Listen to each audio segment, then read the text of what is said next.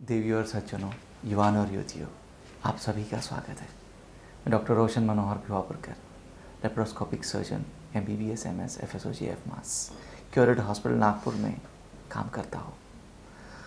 एम्ब्रोजियन multimedia इस platform पे हर बार आपके सामने एक नए विषय को लेकर हेल्थ रिलेटेड टॉपिक पेश करता हूँ और आप सबकी सराहना जिस तरीके से मिल रही है उसके लिए बहुत बहुत उपकृत हूँ।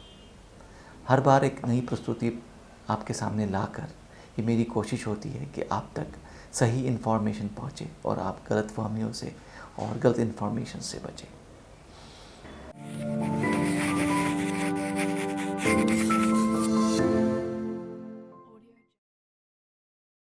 आज का एक नया विषय मैंने चुना है जिसको हम बहुत ही कॉमन है और बहुत लोगों के मन में इस विषय को लेकर अलग अलग धारणाएं हैं। ये विषय है एंजाइटी डिसऑर्डर। थंबनेल से आप समझ ही गए होंगे। और इस एंजाइटी डिसऑर्डर के बारे में आज हम बात करेंगे। हम रोज़मर्रा के ज़िंदगी में इस डिसऑर्डर के बारे में सुनते हैं और ये शब्द बहुत ही कॉमन हो चुका है। जानते हैं कि एंजाइटी क्या होती है, तब हम जान पाएंगे कि डिसऑर्डर क्या होता है। एंजाइटी एक नॉर्मल फीलिंग है, एक नॉर्मल सी भावनाएं हैं। जब से इस पृथ्वी पर जीवन आया तभी से हर एक जीव में कम ज़्यादा प्रमाण में भावनाएं आई। अब भावनाएं उत्पन्न होती है तो उसके परिणाम उत्पन्न होते हैं। ऐसा कहते हैं कि हमारे जैसे विचार होते हैं वैसी हमारी भावनाएं होती है, जैसी भावनाएं होती है वैसे काम होते हैं और जैसे काम होते हैं वैसे ही परिणाम होते हैं। तो हमको नेचर ने भावनाएं दी शुरुआत से, जब से इस सृष्टि पर जीवन की उत्पत्ति हुई। अब रोज़मर्रा के ज़िंदगी में ये जो भावनाएं हैं जिसको हम एंजाइटी कहते हैं, ये जो भावना है इसका काम क्या है? इसका काम हमको प्रोटेक्ट करना है। साइकियाट्री में इसको फाइट और फ्लाइट फिनोमेना कहते हैं। हर इंसान को ये जो भावना है एंजाइटी नाम की, ये अपने आप के बचाव के लिए दी गई है। मसलन जब हमारे सामने कोई ऐसी परिस्थिति आती है जिससे हमको जूझना पड़ता है तो हमारे दिमाग में सिग्नल जाते हैं, आइदर फाइट और फ्लाइट, या तो लड़ो या तो भाग जाओ। यही जो हमको फीलिंग है इसी को हम एंजाइटी कहते हैं। अब ये जो चीज़ है वो हमको प्रोटेक्शन के लिए दी गई है। फॉर एग्ज़ाम्पल, जब पहले के युग में आदि मानव जंगल में रहता था तो खुले जानवर होते थे और खुला जंगल होता था। उस वक्त अगर कोई जानवर उसके आसपास होने का उसको एहसास होता था तो उसे एक दिमाग में सिग्नल जाते थे जो सिग्नल उसे बताते थे कि खतरनाक जानवर आपके आसपास है, आइदर फाइट और फ्लाइट। यही एंजाइटी फीलिंग है। वो अपने पर्सनालिटी के हिसाब से, सिचुएशन के हिसाब से एनालाइज करके इन दोनों में से एक ऑप्शन चुनता था और अपने आप को बचाता था। आपने कुछ जानवरों में आज भी देखा होगा। फॉर एग्ज़ाम्पल, अगर हमारे सामने कोई गार्डन लिजर्ड आता है जिसको हम सरडा कहते हैं, गिरगिट कहते हैं, तो उसको जब डेंजर की फीलिंग होती है तो वो अपने रंग बदलता है, या तो बाल खड़े कर देता है या तो गर्दन झटकता है। That is anxiety. वो ये सेल्फ प्रोटेक्शन के लिए करता है। वो एनालाइज करता है सिचुएशन को, या तो वो आपसे लड़ने के लिए तैयार होता है या तो भाग जाता है। वैसे ही सांप, जब भी उसके सामने कोई डेंजर सिचुएशन आती है वो अपना फन खड़ा कर देता है। वो या तो फाइट के लिए रेडी होता है या तो फ्लाइट के लिए रेडी होता है, या तो वो लड़ने के लिए तैयार होता है या भागने के लिए तैयार होता है। वैसे ही जब और भी जानवर हमारे रोज़मर्रा की ज़िंदगी में हमने देखा है, वो अलग अलग तरीके से सिग्नल देते हैं। कोई गर्दन हिलाता है, कोई पैर हिलाता है, कोई अपने रंग बदलता है, कोई फन खड़ा करता है, कोई बहुत ज़ोर से ग्रॉल करता है। तो this is the normal phenomena of anxiety. अब हुआ ऐसा है कि आज के ज़माने में हम लोग सिविलाइज सोसाइटी में रहते हैं, जंगल में तो रहते नहीं। तो अपने आप को जानवरों से बचाना ये हमारा बेसिक फीलिंग नहीं रही। हमारी बेसिक फीलिंग हो गई है job insecurity, education, social awareness, looks, income, आमदनी। तो हमें आजकल इन सब चीज़ों की चिंता सताती है। इसलिए हमें एंजाइटी जो होती है वो अपने आप को बचाने के लिए नहीं होती। एंजाइटी हमको एजुकेशन के बारे में होती है, हमारे लुक्स के बारे में होती है। एंजाइटी हमको हमारी जॉब के बारे में होती है, हमको सोशल एटमॉस्फेयर के बारे में होती है, हमको इन सब चीज़ों के बारे में आजकल एंजाइटी होती है। अब जानते हैं एंजाइटी के लक्षण क्या होते हैं। एंजाइटी के लक्षण यानी जिस वजह से हमको वो पता चलता है कि हमें एंजाइटी हो रही है, जैसे हाथ पैर कांपना, ठंडा पसीना आना, रोंगटे खड़े होना, दिल की धड़कन बढ़ना। इसमें और भी सिम्टम्स होते हैं, भूख ना लगना या भूख बहुत ज़्यादा लगना, रात को नींद ना आना, ये सब एंजाइटी के सिम्टम्स होते हैं। अब हम ये जानते हैं कि क्या प्रीडिस्पोजिंग फैक्टर्स होते हैं जिसकी वजह से ये एंजाइटी डिसऑर्डर में कन्वर्ट होती है।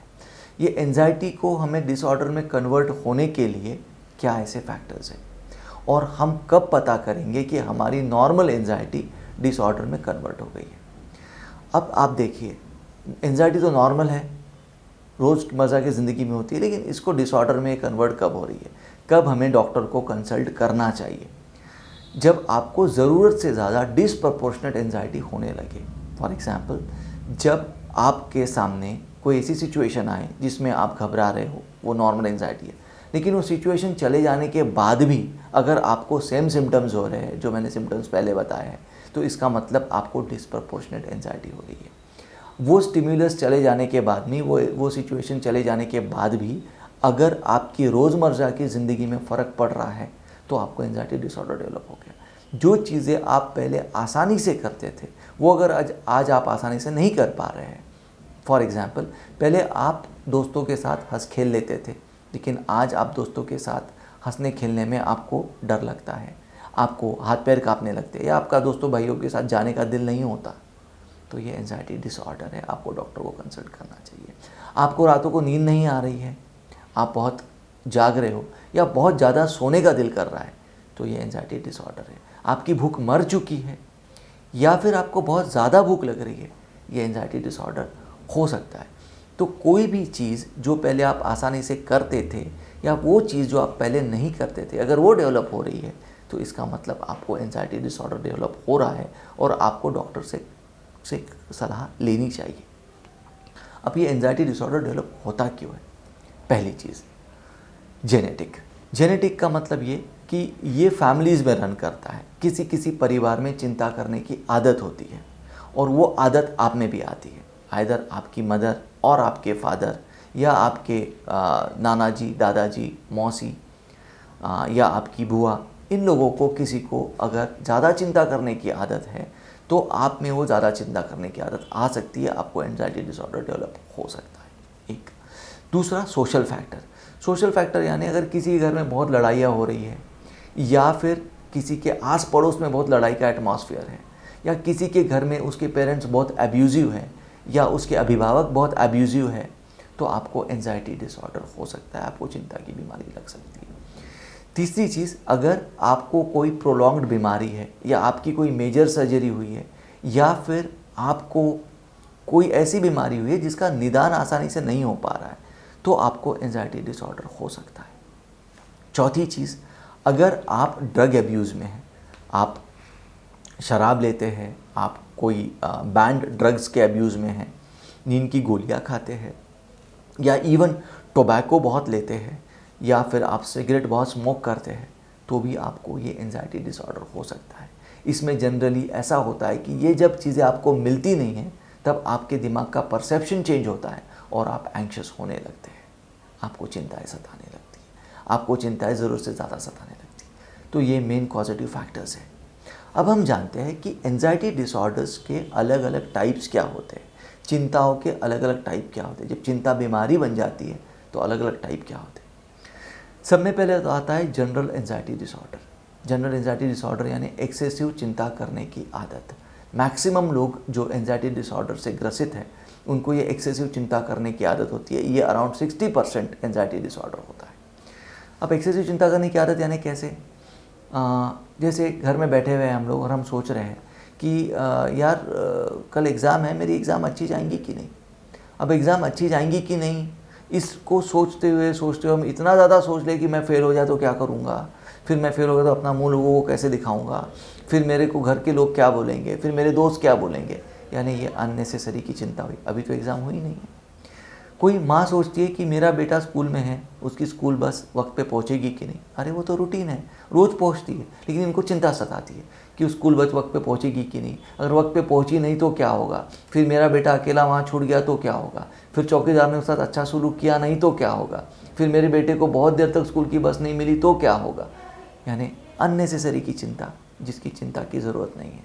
और एक उदाहरण देते हैं, जैसे आप अपने दोस्तों से मिलने जा रहे हैं, अरे रास्ते में मेरा एक्सीडेंट हो गया तो क्या होगा, किसी ने मेरा पर्स चुरा लिया तो क्या होगा, किसी ने मेरे साथ धक्का मुक्की कर ली, झगड़ा कर लिया तो क्या होगा। यानी जो चीज़ हुई नहीं है, जिसके होने की संभावना भी ज़्यादा नहीं है, उसके बारे में भी चिंता करना, यानी ये जनरलाइज्ड एंजाइटी डिसऑर्डर है। दूसरा टाइप आता है इसका पैनिक अटैक्स। पैनिक अटैक्स यानी ब्रीफ स्पॉन्टेनियस टेरर्स और एंजाइटीज़। यानी छोटे छोटे ऐसे अटैक आते हैं जिसमें आपको बहुत डर लगता है, जिसमें आपको बहुत ज़्यादा डर की भावनाएं आती है। इसको हम पैनिक अटैक्स कहते हैं। फॉर एग्ज़ाम्पल इसमें ये होता है कि आपको किसी चीज़ को देख के अचानक शरीर में दर्द हुआ। वो चीज़ें तो बहुत दूर है आपसे, उसने आपको कुछ किया भी नहीं, लेकिन फिर भी आपको बहुत ज़्यादा उस वजह से दर्द होने लग गया, आपको उल्टी आने लग गई, आपको चक्कर आने लग गए, आप अचानक ज़मीन पे गिर पड़े, आपके शरीर में कंपन होने लग गए। ये पैनिक अटैक्स तब होते हैं जब इसमें कोई मेमोरीज़ छुपी होती है, इसमें कोई डर छुपा होता है। जैसे फॉर एग्ज़ाम्पल अगर किसी ने बचपन में आपको बहुत मारा है, बहुत पीटा है, और वो अचानक बड़े होने के बाद भी आपके सामने आ जाए, तो आपको वो पैनिक अटैक आ सकता है। किसी ने आपकी सबके सामने बहुत इंसल्ट की और उसका आपके दिल पे बहुत गहरा सदमा पड़ गया, फिर कभी वो इंसान आपको दूर से दिख जाए, तब भी आपको पैनिक अटैक आ सकता है। तो ये हुआ पैनिक अटैक्स। पैनिक अटैक्स तब आते हैं जब आपकी कोई उस विषय में ओल्ड मेमोरी हो। दूसरा है आपको फोबियाज़ यानी डर। अलग अलग टाइप के फोबियाज़ होते हैं, अलग अलग चीज़ों से फोबियाज़ होते हैं। फोबिया को सब में अच्छा समझना है तो कॉकरोच से जो लगने वाला आम इंसान को डर है वो समझिए। कॉकरोच आपको कुछ करता नहीं, ना काटता है, ना आपको खरोच करता है, ना आपको पॉइजन करता है, बट फिर भी लोगों को कॉकरोच से बड़ा डर लगता है। कई लोगों को तो सांप से इतना डर नहीं लगता, इतना कॉकरोच से डर लगता है। क्या कारण? फोबिया, मेंटल कंडीशनिंग यानी आपने सबको कॉकरोच से डरते देखा है, बस आप भी कॉकरोच से डरने लग गए। आपने अपने मदर को, अपने फादर को, अपने ब्रदर को, अपने फ्रेंड्स को, अपनी गर्लफ्रेंड को, अपने वाइफ को कॉकरोच से डरते देखा हुआ है, आप भी कॉकरोच से डरने लग गए। It is irrational fear with a particular object, animal और सिचुएशन। जनरली ये मेंटल कंडीशनिंग की वजह से होता है। फोबिया कभी कभी इस वजह से भी होता है कि आपके साथ कोई पर्टिकुलर दुर्घटना हो गई हो और उस दुर्घटना के वजह से आपको फोबिया लग रहा है। अब ऐसा होता है कि फॉर एग्जांपल आपने कोई क्राइम सीन देख लिया हो और उस क्राइम सीन के वक्त कोई गाना चल रहा हो, तो जब वो गाना आपके सामने दोबारा आता है तो आपका सबकॉन्शियस माइंड वो क्राइम सीन का डर आपको याद दिलाता है। उस वजह से उस गाने से आपको फोबिया डेवलप हो सकता है। फॉर एग्ज़ाम्पल आप शाम के वक्त घर में बैठे हो, कोई अगरबत्ती लगाई हो, कोई खुशबू चल रही हो, लेकिन उसी वक्त आपके पेरेंट ने आकर आपको बुरी तरीके से अब्यूज़ किया, तो आपको उस अगरबत्ती के स्मेल का फोबिया हो सकता है, क्योंकि आपके सबकॉन्शियस माइंड में वो स्मेल आपको वो इवेंट याद दिलाती। This is disproportionate fear with usual harmless stimulus which is phobia. Okay, ये 3 टाइप्स हो गए। हम चौथे टाइप में आते हैं सिलेक्टिव म्यूटिज्म। सिलेक्टिव म्यूटिज्म वो चीज़ है जहाँ पे जो इंसान नॉर्मली अच्छे से बात करता है लेकिन एक सिलेक्टिव सिचुएशन में गूंगा हो जाता है, बात ही नहीं कर पाता। जनरली ये बच्चों में देखा जाता है, जो घर में तो बहुत अच्छी बातें करते हैं लेकिन स्कूल में जाकर शांत हो जाते हैं, टीचर के सामने उनकी बोलती ही नहीं फूटती है। This is type of social anxiety.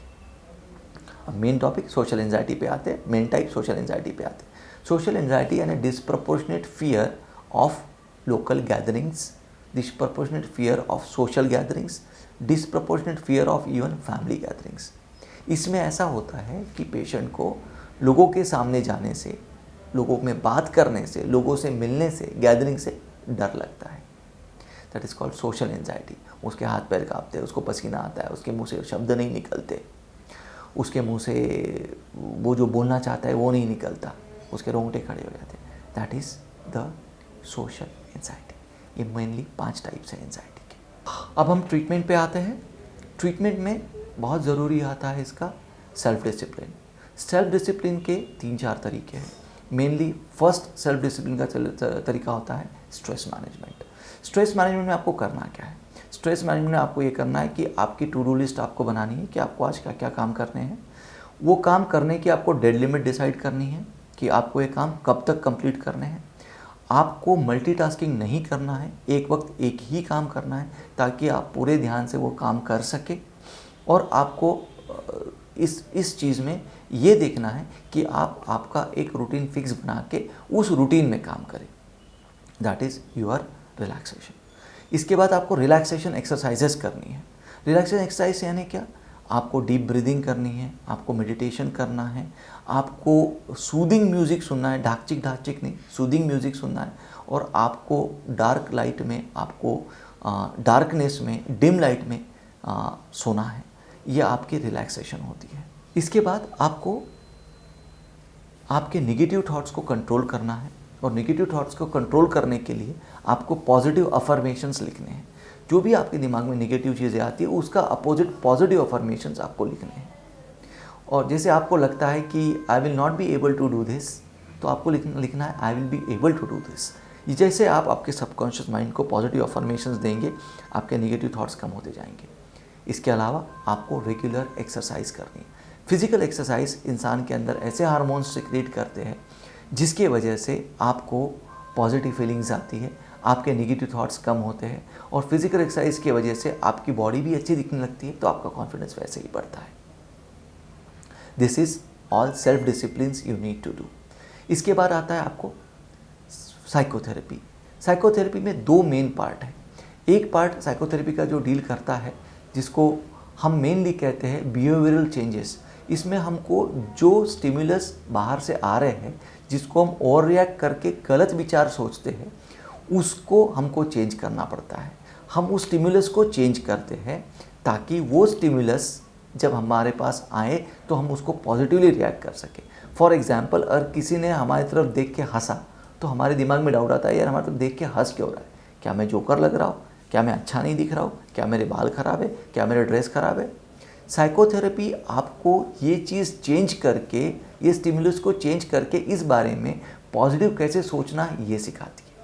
दूसरा पार्ट है इसका cognitive behavioural therapy. Cognitive behavioural therapy में हम लोग ये जो हमको स्टिमुलस आ रहे हैं, इसको पॉजिटिव कैसे सोचना और इस पे इम्प्लीमेंट कैसे करना, इस स्टिमुलस के हम अच्छे रिजल्ट्स कैसे निकाल पाए, ये हमको कॉग्निटिव बिहेवियरल थेरेपी में समझाया जाता है। कॉग्निटिव बिहेवियरल थेरेपी यानी आपका व्यवहार बदलता है, आपका बिहेवियर चेंज करता है।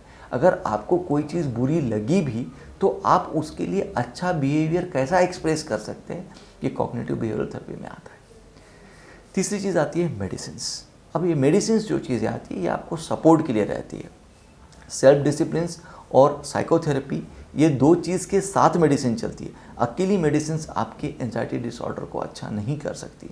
सो medicine has got a definite role but it has got a supportive role. तो इसमें मेडिसिन्स में क्या क्या है मैं ब्रीफ में आपको नाम बताता हूँ, लेकिन हाँ, आप कोई भी मेडिसिन्स बगैर डॉक्टर के कंसल्टेशन के ट्राई नहीं करेंगे। इसमें बेंजोडाइजेपिन्स दिया जाता है, जैसे डायज़ेपाम, अल्प्राजोलम। इसमें सेरोटोनिन रीअपटेक इनहिबिटर्स दिए जाते हैं, जैसे सर्टालोपाम होता है। इसमें आपको इमिप्रामिन दिया जाता है। इमिप्रामिन ट्राइसाइक्लिक एंटी डिप्रेसेंट में आता है। एमिट्रिप्टालिन भी इसमें आता है। और इसमें कुछ आपको जनरल बीटा ब्लॉकर्स दिए जाते हैं, जिससे दिल की धड़कन कम होती है। ये सारे ड्रग्स आपको दिए जाते हैं, बट ये कोई भी ड्रग्स विदाउट डॉक्टर कंसल्टेशन आप नहीं ले सकते। हमने ट्रीटमेंट भी देख ली, हमने देख लिया एंजाइटी क्या होती है, एंजाइटी क्यों होती है, इसके टाइप्स क्या है, इसकी ट्रीटमेंट क्या है। अब हम देखते हैं इसको हम प्रिवेंट कैसे कर सकते हैं।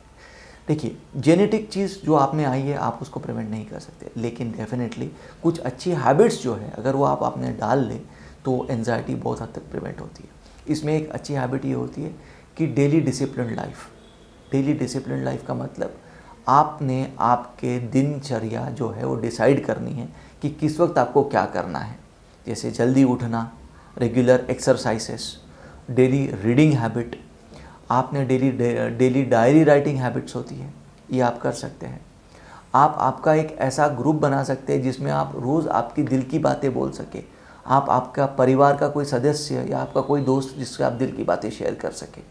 तो दिल की बातें शेयर करने से चिंताएं कम होती है। प्रिवेंशन में ये सब चीज़ें हैं। साथ में अल्कोहल अब्यूज़ या जो भी अब्यूसिव जो चीज़ें हैं उससे दूर रहे, और रेगुलर एक्सरसाइज, रेगुलर डाइट अच्छे से लें। अगर आप ये चीज़ें करते हैं तो एंजाइटी काफ़ी हद तक दूर रह सकती है।